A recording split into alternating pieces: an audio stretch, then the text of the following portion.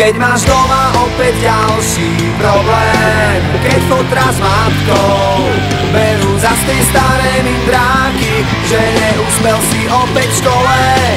Jak sa to správaš? A čo to nosíš za známky? Keď frajerka ti spáva s iným, s ktorým si včera pil minimálne do rána, a sám si opäť zostal s tými, ktorí ťa vedú nevieš kam. Keď včera bola tma,